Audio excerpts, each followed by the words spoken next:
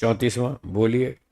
पुरुषार्थ शून्यानाम गुणानाम प्रतिप्रसवः कैवल्यम स्वरूप प्रतिष्ठा वा चितिशक्ति इति। ये इस पुस्तक का भी और इस पाद का भी अंतिम सूत्र है। इसमें मोक्ष का स्वरूप बताया है कि मोक्ष क्या होता है, मोक्ष की परिभाषा क्या है, ये बताया। पुरुषार्थ शून्यानाम, पुरुष का अर्थ है जीवात्मा, क्या अर्थ है, और अर्थ का मतलब अभी बताया था प्रयोजन। पुरुष अर्थ, पुरुष का प्रयोजन, जीवात्मा का प्रयोजन। अभी बताया था दो प्रयोजन हैं उसके, कौन कौन से, भोग और अपवर्ग। तो पुरुषार्थ का मतलब हुआ पुरुष के दोनों प्रयोजन शून्य, समाप्त हो गए। जब पुरुष के दोनों प्रयोजन पूरे हो गए, भोग भी पूरा हो गया, पिछला कर्मफल भी भोग लिया और आगे मोक्ष की योग्यता भी कंप्लीट हो गई, तो दोनों काम उसके जब पूरे हो जाएंगे तब गुणानाम, ये जो गुण शरीर में लगे हैं सत्वरजतम, इनका क्या होगा, प्रतिप्रसव, इनका प्रतिप्रसव होगा, ये अपने कारण में वापस लौट जाएंगे। इसमें कौन से गुण लगे हैं, सत्वरजतम, ये कहाँ से आए थे, प्रकृति से। तो प्रकृति से ईश्वर ने बुद्धि बनाई, अहंकार बनाया, इंद्रियां बनाई, मन बनाया, तन्मात्राएं बनाई, पंचमहाभूत बनाए, ये स्थूल शरीर बनाया, ये वहाँ से आए थे प्रकृति से। ये वापस अपने मूल स्वरूप में लौट जाएंगे, यानी स्थूल शरीर भी नष्ट हो जाएगा और तन्मात्राएं, इंद्रियां, मन, बुद्धि, अहंकार सब चीज़ें नष्ट हो जाएंगी और ये वापस अपने ओरिजिनल फॉर्म में आ जाएंगे सत्वरजतम के रूप में। इसका नाम है कैवल्यम, ये है मोक्ष। जब हमारे स्थूल शरीर सूक्ष्म शरीर दोनों वापस टूट फूट के खत्म हो जाएंगे, इसका नाम मोक्ष है। तब क्या होगा, तब आत्मा इन शरीरों से अलग हो जाएगा। शरीर नष्ट हो गए, आत्मा छूट गया, इनके बंधन से अलग हो गया, तो इसका नाम है कैवल्यम। और स्वरूप प्रतिष्ठा व चिति शक्ति, अथवा दूसरे शब्दों में ये कहें, जीवात्मा जब इन दोनों शरीरों से छूट जाएगा, अलग हो जाएगा, तो अपने शुद्ध स्वरूप में आ जाएगा। प्रकृति से पूरी तरह से कनेक्शन कट, स्थूल शरीर से भी, सूक्ष्म शरीर से भी, और कारण भी। कारण वही है प्रकृति। जब इन दो शरीरों से उसका कनेक्शन कट गया तो प्रकृति से भी कट गया, तीनों से कट गया। आत्मा इन तीनों से छूटकर अकेला हो जाएगा, अपने शुद्ध स्वरूप में आ जाएगा। अभी तो आप जो अपने आप को समझते हैं, अभी शुद्ध स्वरूप में नहीं देख रहे, अभी तो शरीर सहित मैं समझ रहे हैं। अभी आप जो समझते हैं अपने आप को, आप अपने आप को शुद्ध आत्मा नहीं समझ रहे, अभी तो शरीर को जोड़ के मैं समझ रहे हैं। कोई कहता मैं मोटा हूँ, कोई कहता मैं पतला हूँ, कोई कहता मैं लंबा हूँ, कोई कहता मैं ठिगना हूँ। आत्मा मोटा है क्या, कौन है मोटा, शरीर। वो कहता मैं मोटा हूँ, तो अभी तो शरीर को ही मैं समझ के बोल रहे हैं। मैं पतला हूँ, शरीर पतला है, आत्मा पतला नहीं है। शरीर मोटा है, आत्मा मोटा नहीं है। शरीर लंबा है, आत्मा लंबा नहीं है।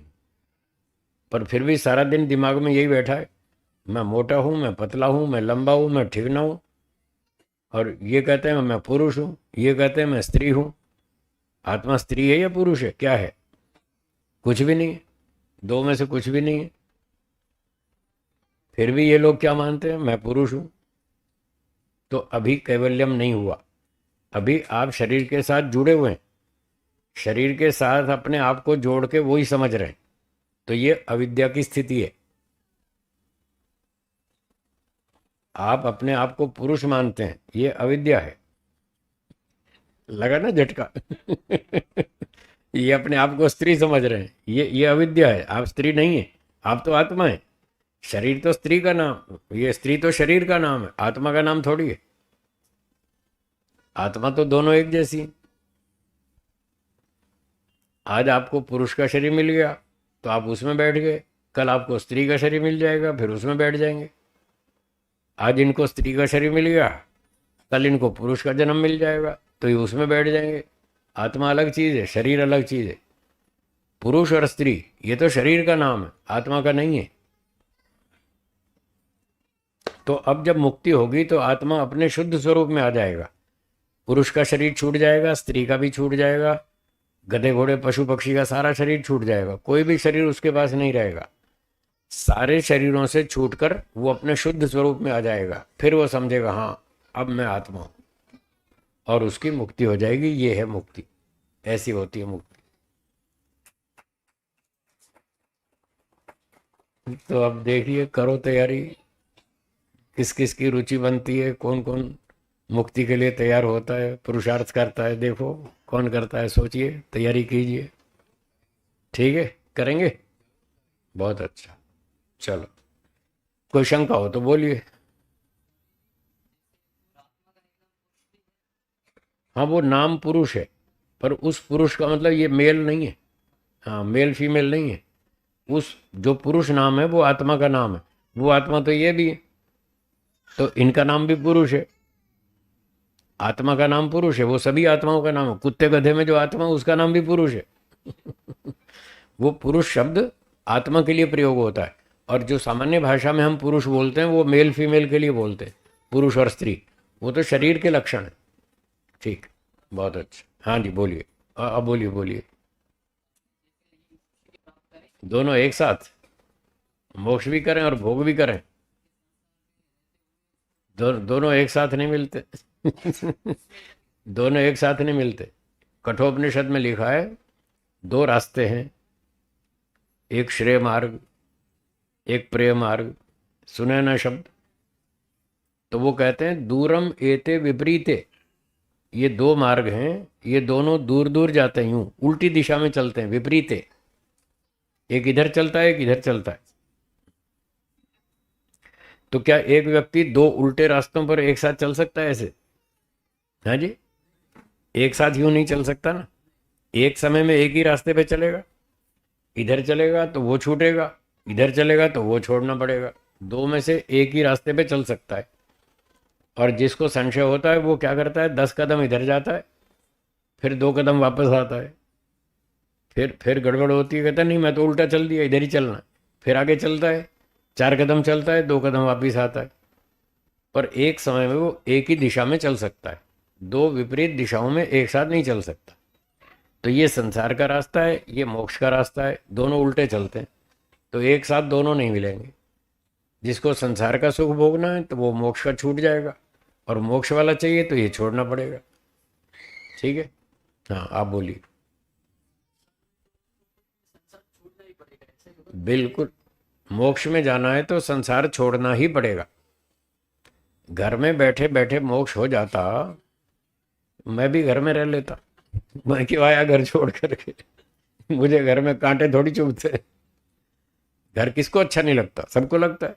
मैं भी अपने घर में रह लेता, और ये सारे ऋषि लोग भी अपने घर में रहते, ये क्यों छोड़ कर आए? तो उन्होंने देखा ये घर में रह के नहीं होगा। घर में तो मोटा मोटा टाइम पास होगा, थोड़ा रुचि बनी रहे, बस इतना ही होगा, बहुत ज़्यादा प्रगति नहीं होती घर में। वहाँ का वातावरण अलग होता है, और आश्रमों का वातावरण अलग होता है। आप एक सप्ताह आश्रम में रह के देखो, आपको पता चल जाएगा घर का वातावरण और आश्रम का वातावरण दोनों में कितना अंतर है। तो घर में रह के ये नहीं होगा। यहाँ जो साप्ताहिक सत्संग चलते हैं आर्य समाज में और धार्मिक संस्थाओं में, वो तो इसलिए होते हैं कि लोगों की थोड़ी बहुत रुचि बनी रहे, थोड़ा संस्कार बनाइए, पूरी तरह भूल ना जाए, पूरी तरह भोगों में ना डूब जाए, इसलिए थोड़ा ब्रेक लगी रहे, इसलिए थोड़े मोटे ये सत्संग चलते रहते। तो जैसे ही 25 साल पूरे हो जाते हैं घर गृहस्थी के, तो फिर समझ में आ जाता है कि यहाँ पर जो चाहिए था वो नहीं मिलेगा। फिर व्यक्ति वानप्रस्थ में जाता है, फिर उसके लिए रास्ता भी खुला है वानप्रस्थ का। फिर वो आगे तपस्या करेगा, जितनी योग्यता इस जन्म में बन जाएगी उतनी ठीक है, और जो रह गई वो आगे करेगा अगले जन्म में। इस तरह से कई जन्म तपस्या करके फिर मोक्ष होता है, घर में बैठे बैठे नहीं होगा।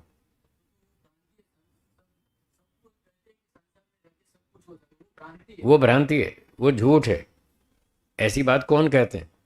जो मोक्ष के लिए तपस्या करने से घबराते हैं, खुद घर छोड़ना नहीं चाहते, घर छोड़ने में कष्ट होता है, तपस्या करनी पड़ती है, उनको घबराहट होती है, साहब इतना घर कौन छोड़े, खाना पीना पार्टी डांस ये बैल संपत्ति सोना चांदी परिवार कौन छोड़े, वो छोड़ने में घबराते हैं बेचारे। इसलिए वो कहते हैं नहीं नहीं घर में रह के सब हो जाएगा, खुद भटके हुए हैं दूसरों को भटका रहे हैं। तो खूब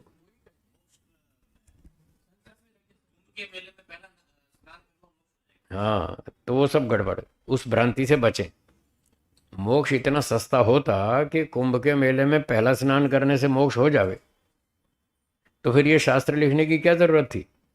ये यम नियम का पालन करो, इतना वैराग्य उत्पन्न करो, इतनी तपस्या करो, समाधि लगाओ, है भूख प्यास सहन करो, मान अपमान को सहन करो, इसकी जरूरत क्या थी, क्यों लिखा ये। तो इससे होता है मोक्ष, उससे नहीं होता। मोक्ष इतना सस्ता नहीं है। हाँ जी, खूब होता है, समझ में आने की देर है, समझ में आने की देर है, फिर बहुत आसान लगेगा आपको। हाँ, जब समझ में आ जाएगा, थोड़े दिन प्रैक्टिस कर लेंगे, फिर आपको ये सरल लगेगा, फिर संसारी जीवन कठिन लगेगा। हाँ, आज आपको योगाभ्यास और आध्यात्मिक जीवन कठिन लगता है, घर छोड़ना, वैराग्य प्राप्त करना, सन्यासी बनना कठिन लगता है, और घर घर गृहस्थी चलाना सरल लगता है। जब आपको ये समझ में आ जाएगा कि इसी से मोक्ष होगा, इसी से कल्याण होगा, इसी से दुख छूटेंगे, जब वो समझ में आ जाएगा तो फिर आप इस रास्ते पर चलेंगे। जब आप इस रास्ते पर चलेंगे, थोड़े दिन अभ्यास कर लेंगे, तब आपको ये सरल लगेगा।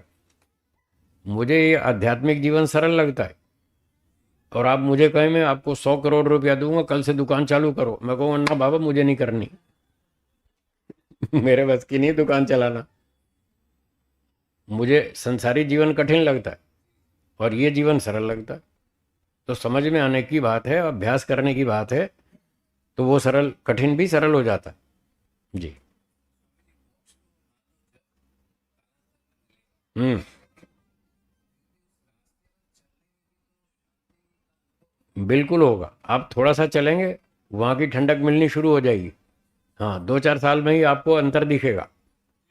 अब आप 1 साल 1.5 साल से जो रोज बैठते हैं मीटिंग में, सुबह सत्संग करते हैं, बताइए कुछ फर्क आया कि नहीं आया, तो देख लो 1-1.5 साल आपने रोज चर्चा की, थोड़ा सत्संग किया, मनन किया, चिंतन किया, थोड़ा ध्यान किया रेगुलर, तो 1-1.5 साल में ही आपको अंतर दिख रहा है ना इसमें। तो आदमी 2-4 साल भी तपस्या करे, थोड़ा घर से बाहर निकल के 2-4 साल भी मेहनत करे, तो उसको वहाँ का आनंद मिलने लगता है। और बस एक बार वहाँ का स्वाद आ जाए तो बस फिर उधर ही चलता है, फिर उसको विश्वास हो जाता है, हाँ ये रास्ता सही है, मैं ठीक जा रहा हूँ। जी। और बोलिए बोलिए पीछे से। हाँ हाँ हाँ, 1 मिनट, वो पीछे वाले अखिलेश जी बोलिए।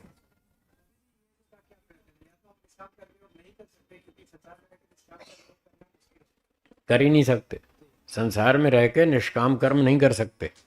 निष्काम कर्म की डेफिनेशन है कि जो कर्म मोक्ष प्राप्ति के लिए किया जाए, भौतिक सुख के लिए नहीं, धन सम्मान के लिए नहीं, मोक्ष प्राप्ति के पर्पज से जो काम किया जाए वो निष्काम कर्म है। तो जब मोक्ष प्राप्ति के पर्पज से करना है तो आदमी दुकान कैसे चलाएगा, दुकान चलाएगा तो ये वो इस तरह से चलानी पड़ेगी उसको, भाई देखो ये मेरा सामान है, जिसको लेना है ले जाओ, जो देना है दे जाओ, जो पैसा देना है दे जाओ, जो माल चाहिए ले जाओ, ऐसे दुकान चलेगी।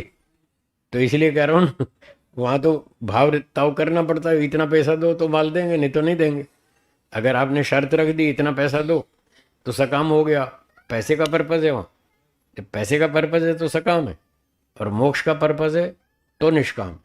तो घर में रह के नहीं हो सकता, सन्यासी कर सकता है, उसके ना कोई आगे ना कोई पीछे, ना बच्चे ना परिवार ना कोई जिम्मेदारी, वो तो कर सकता है। पर गृहस्थी को तो 20 जिम्मेदारी है, बच्चे पालने, माता पिता की देखभाल करनी है, उनको खर्चा देना है, उनको स्कूल फीस भरनी है, उसकी ट्यूशन फीस, और उसकी बीमारी, उसकी दवाई, उसकी चिकित्सा। तो वो ऐसे फ्री में काम नहीं कर सकता, मेरे जैसा कर सकता है, मैं करता हूँ। मैं कोई एक पैसे के लिए काम नहीं करता। मुझे 42-44 साल हो गए प्रचार करते हुए, जब ब्रह्मचारी था तब से भी मैं करता हूँ, और सन्यास के बाद भी करता हूँ। मैंने पिछले 45 साल में आज तक एक पैसा नहीं मांगा किसी से भी, एक पैसा भी नहीं मांगा, ना मैं पैसे के उद्देश्य से काम करता। कभी मैंने किसी से फीस नहीं ली, भाई इतनी फीस दोगे तो पढ़ाऊँगा, बल्कि कईयों की ये शर्त तो रखी कि आपको पढ़ना है तो फ्री में पढ़ाऊंगा, इस शर्त पे पढ़ाऊंगा, फीस नहीं लूंगा। कोई गरीब था बेचारा, वो फीस नहीं दे सकता था, तो मैंने कहा मैं इस शर्त पे पढ़ाऊंगा कि फीस नहीं लूंगा, फ्री में पढ़ाऊंगा, बोलो पढ़ना है, मेरी शर्त मंजूर हो तो पढ़ाऊंगा। तो मैं तो ऐसे काम करता हूँ, इसका नाम है निष्काम कर्म। तो इस तरह के लोग कर सकते हैं, ब्रह्मचारी सन्यासी। जी हाँ बोलिए। पानी, जल, ये दो अलग अलग क्यों हैं? तो ये भी पर्यायवाची। जीव, जीवात्मा, आत्मा, पुरुष, हैं, ऐसे बहुत सारे नाम हैं जीवात्मा के। तो एक वस्तु के बहुत सारे नाम होते हैं, उसमें कोई समस्या नहीं। जी हाँ जी बोलिए।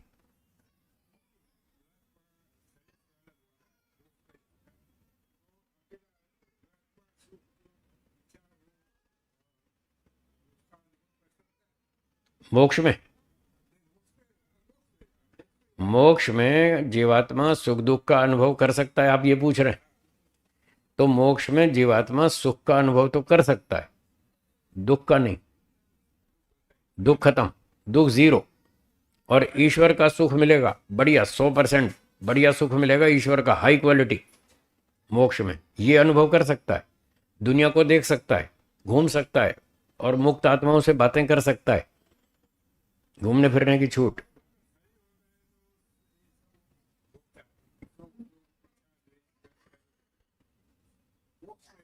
आपकी शंका यह है कि मोक्ष में तो शरीर होता नहीं, तो बिना शरीर के कैसे देखेगा, यही शंका है ना? तो ये जो शरीर की सहायता से आज हम देख रहे हैं, सुन रहे हैं, चल फिर रहे हैं, घूम रहे हैं, शरीर की सहायता से कर रहे हैं। ये शरीर हमने प्रकृति से उधार ले रखा है।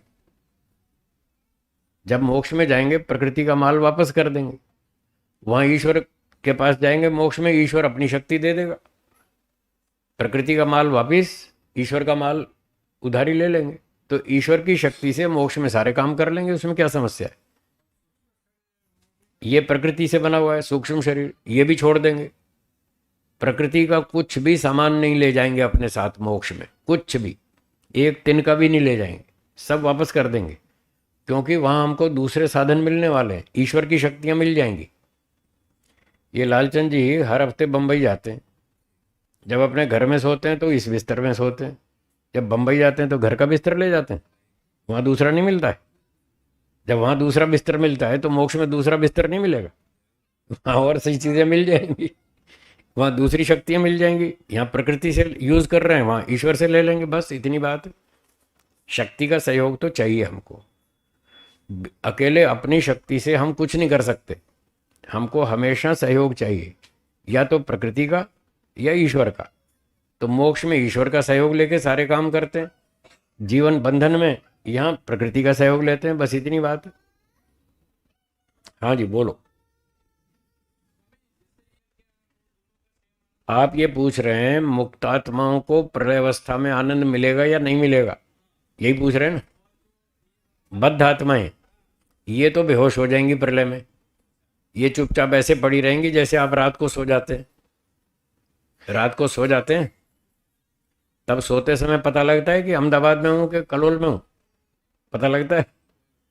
पंजाब में हूँ कि गुजरात में हूँ, पता ही नहीं चलता जब हम सो जाते, कुछ होश नहीं रहता। और इससे भी ज़्यादा और दूसरी स्थिति है बेहोशी की।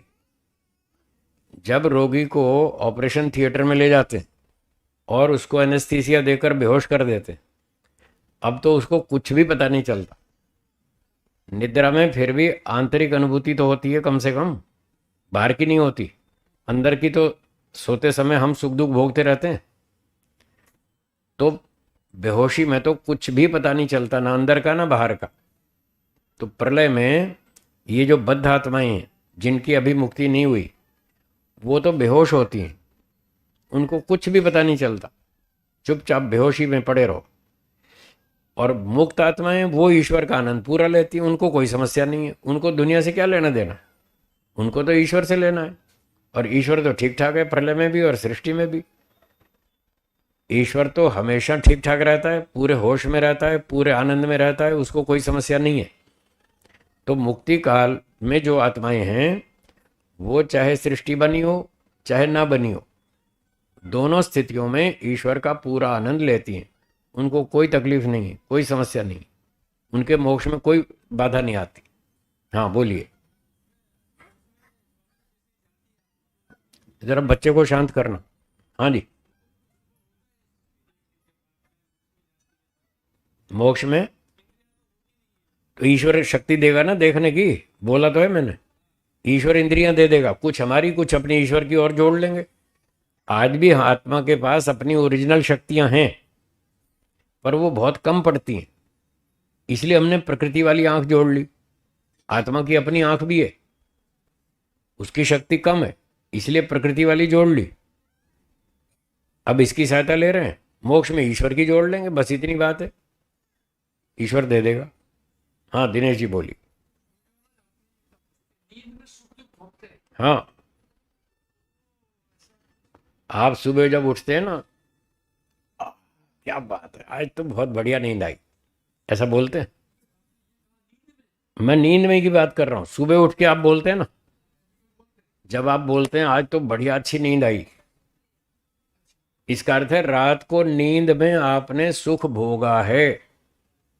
अगर रात को सोते समय 5-6 घंटे सुख नहीं भोगा होता तो सुबह उठकर ये नहीं बोलते कि आज तो खूब सुख से सोया, बहुत मज़ा आया, तब आप ये नहीं बोलते। इसका मतलब सोते समय आपने सुख का अनुभव किया, बस उस समय बोल नहीं पा रहे थे, सुख की अनुभूति कर रहे थे, बोल नहीं पा रहे थे, व्यक्त नहीं कर पा रहे थे क्योंकि नींद में थे। अब जब जाग गए तो अब बोल सकते हैं। तो उस रात के सोए हुए अनुभव को, निद्रा के आनंद को अब सुबह आप बोल रहे हैं कि आज तो बढ़िया नींद आई।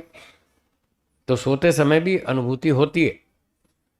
और जब अच्छी नींद नहीं आती, गर्मी का मौसम है, लाइट चली गई, मच्छर काट रहे हैं, पंखा बंद, एसी बंद, सब बंद, तब देखो सारी रात ऐसे करवट बदलते रहते, फिर यूं खुजाएंगे, मच्छर काट रहे हैं, फिर सुबह उठ के बोलेंगे आज रात को मज़ा नहीं आया, आज मज़ा नहीं आया, फिर आप ऐसा बोलेंगे।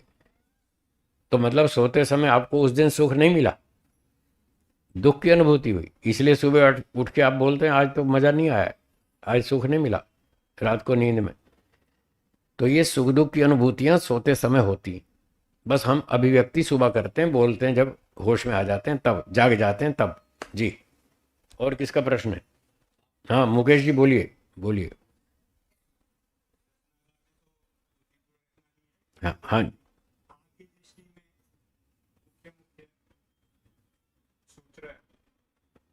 योग दर्शन के जो, अच्छा, तो मेरी दृष्टि में बहुत सारे सूत्र हैं, मैं आपको 2 सूत्र बता देता हूँ जिन पर विशेष चिंतन करना चाहिए, जो आपकी प्रगति में सहयोगी बनेंगे। एक तो दूसरे पाद का 5वां सूत्र, हाँ जी सबके लिए है, सिर्फ इनके लिए नहीं है, सबके लिए है। दूसरे पाद का 5वां सूत्र जिसमें अविद्या का लक्षण बताया। अविद्या क्या है? हमारा सबसे बड़ा शत्रु है अविद्या। आर्य समाज का 8वां नियम, अविद्या का नाश और विद्या की वृद्धि करनी चाहिए। वो जो अविद्या का नाश करना है वो अविद्या ये 5वें सूत्र में लिखी है। तो दूसरे पाद का 5वां सूत्र, अनित्याशुचि दुखानात्मसु नित्य शुचि सुखात्म ख्यातिर अविद्या। एक तो इस पर रोज चिंतन करना चाहिए, इससे आपको ये पता चलेगा हमारे अंदर कितनी भारी अविद्या बैठी है। एक दिन हमारे गुरुजी ने प्रवचन में वहाँ कहा था रोजड़ में, एक एक व्यक्ति के अंदर अविद्या का हिमालय पर्वत बैठा है। आप सोचो हिमालय पर्वत छोटी चीज़ है क्या? इतनी बड़ी चीज़ है हिमालय पर्वत। तो गुरुजी कह रहे थे एक एक व्यक्ति के अंदर अविद्या का हिमालय पर्वत बैठा है। उस हिमालय पर्वत को तोड़ना है, उखाड़ना है, उसको बाहर निकालना है, उसका नाश करना है। तो उसमें आपको सबसे ज़्यादा सहयोगी सूत्र ये बनेगा, दूसरे पाद का 5वां सूत्र। और इसी के एक खंड की व्याख्या है 15वां सूत्र दूसरे पाद का, जिसमें 4 दुख बताए, परिणाम दुख, ताप दुख, संस्कार दुख, गुणवृत्ति विरोध दुख। इन 2 सूत्रों पर रोज चिंतन करें। घर के काम, व्यापार के काम निपटाकर जब फुर्सत में हो, फ्री बैठें, तो इन 2 सूत्रों पर चिंतन करें। मैं पिछले 45 साल से ये 2 सूत्रों पर हर रोज चिंतन करता हूँ, एक दिन भी नहीं छोड़ता, एक दिन भी मैंने खाली नहीं छोड़ा। मेरे पास जब फालतू टाइम होता है फुर्सत का, मैं यही काम करता हूँ। कि मेरे अंदर कितनी अविद्या बची है, इसको उखाड़ो। कहाँ कहाँ मुझे संसार में सुख दिख रहा है, इसको उखाड़ो। जहाँ जहाँ सुख दिख रहा है वहाँ दुख देखो। तो ये दो सूत्र आपकी बहुत रक्षा करेंगे और आपकी बहुत उन्नति करेंगे। ये दो सूत्र काम के हैं। हाँ जी, और कोई प्रश्न है माताओं बहनों की ओर से? कोई प्रश्न नहीं आ रहा? क्या बात है? थोड़ा सा कष्ट होता है, इतना नहीं होता जितना लोगों ने डरा रखा है। इतना डरा रखा है, मरते समय 100 बिच्छू काटते हैं, इतना दर्द होता है। ऐसा कुछ नहीं होता, खाम खा भ्रांति है लोगों की। कोई लोग बैठे बैठे चले जाते हैं, लेटे लेटे चले जाते हैं। हमने कई लोगों को मरते देखा, लेटे लेटे बस हो गए, खत्म हो गए। कोई कष्ट नहीं हुआ, कोई चिल्लाए नहीं, कोई रोए नहीं, कुछ नहीं हुआ। बस सांस धीरे धीरे धीरे धीरे बंद हो गई। तो ऐसा कुछ नहीं होता, खाम खा लोगों को डरा रखा है। सामान्य तो होता है, बस मामूली सा होता है, इतना ज़्यादा नहीं होता, उससे डरने की आवश्यकता नहीं। जी, और कोई प्रश्न? बस 2 मिनट और है। हाँ बोलिए, हाँ बोलिए।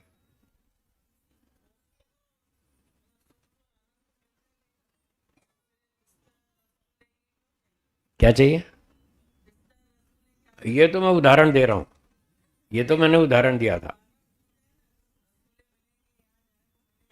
हाँ हाँ हाँ, ठीक है ठीक है ठीक है, समझ गया। तो मोक्ष में ईश्वर का आनंद तो मिलता है। दूसरी अतिरिक्त सुविधा ये है, मान लो कोई रसगुल्ले का टेस्ट भी लेना चाहे और जानना चाहे कि भाई ये हलवाई की दुकान पर बहुत सारी मिठाइयाँ हैं, ये क्या चीज़ है, वो जानना चाहता है। ये रसगुल्ला है, ये गुलाब जामुन है, नाम तो उसको नहीं पता, वस्तुएं तो दिख रही है ना। ये बालूशाही है, इमरती है, जलेबी है, रसगुल्ला है, फलाना है। तो उसका टेस्ट यदि वो लेना चाहे तो ये भी उसको सुविधा है, छूट है।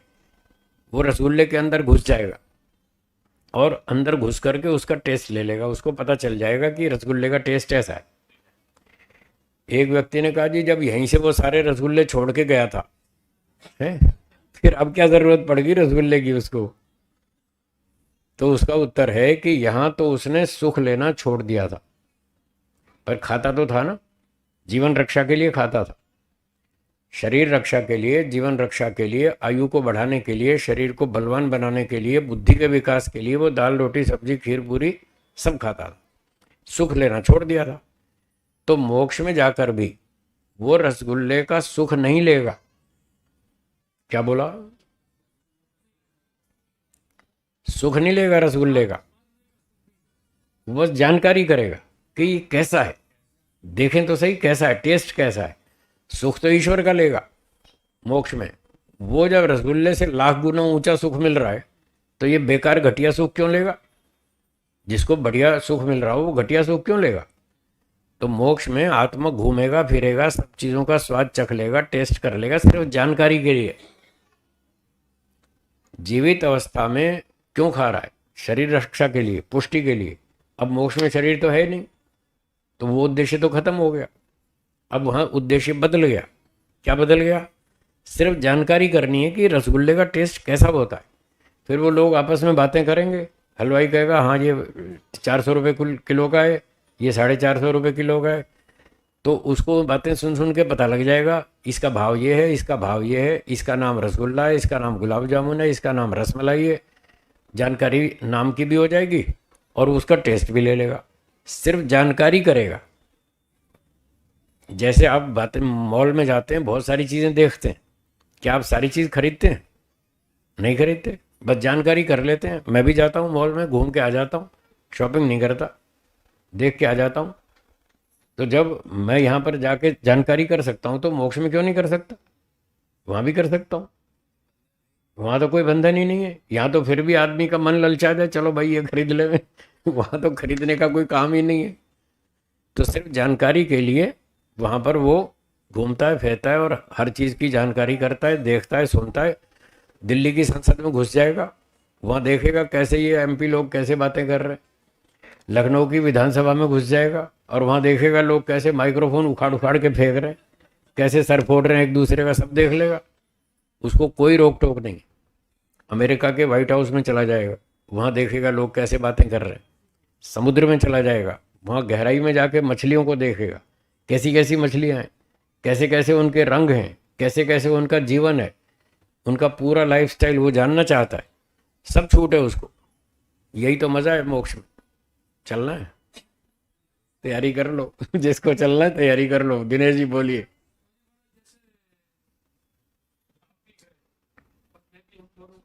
ठीक है, ठीक है, ठीक है। नहीं पहचानेंगे। वहाँ दोस्ती खत्म। यहाँ की दोस्ती यहीं तक ही है, वहाँ नहीं है। वहाँ नई दोस्ती बनेगी। और वहाँ दोस्ती और दुश्मनी कोई होती नहीं। वहाँ तो सारे ही एक जैसे होते हैं। डर तो कोई है नहीं। आदमी को ये डर नहीं लगता। यहाँ तो बच्चे को डर लगता है, अंधेरा है? वो माता पिता की शरण में जाता है कि मुझे बचाओ, ये खतरा है, वो खतरा है। तो वहाँ डर तो कोई है ही नहीं। इसलिए वहाँ दोस्त की ज़रूरत नहीं पड़ती।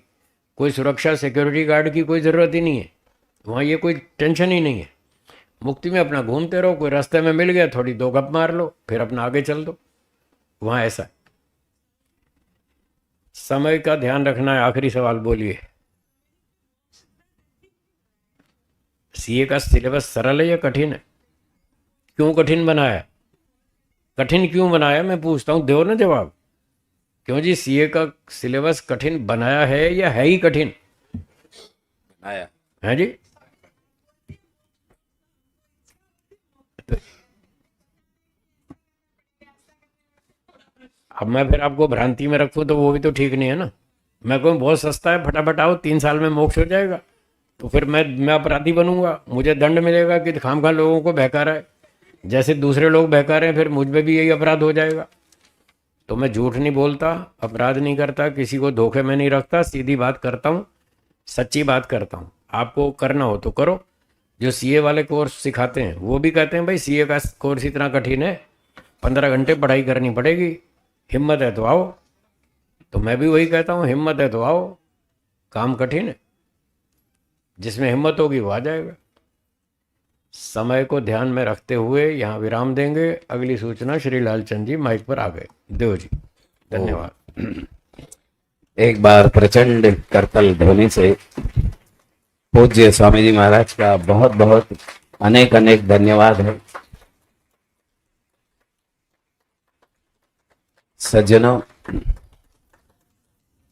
परमपिता परमात्मा की महती कृपा है, गुरुजनों का आशीर्वाद है और आप सभी का पूर्ण सहयोग है, जिसके माध्यम से, जिसके कारण योग दर्शन जैसी विद्या का, और वो भी चारों पाद, प्रथम पाद से शुरू हुए थे हम।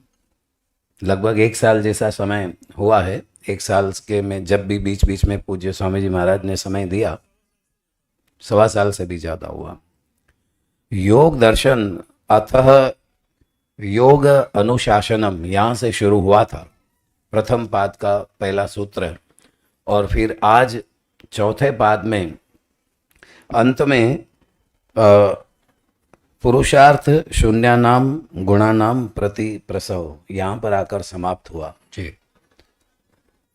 ये जो विद्या है, मैं ऐसा समझता हूँ कि आज अभी जितने यहाँ पे बैठे हैं, तो ये जब भी सुने, जहाँ भी सुनेंगे, और अगर सुनाने वाले इस प्रकार के हो क्या, तो आपको, मेरा ऐसा मानना है कि बहुत अच्छा लगा होगा।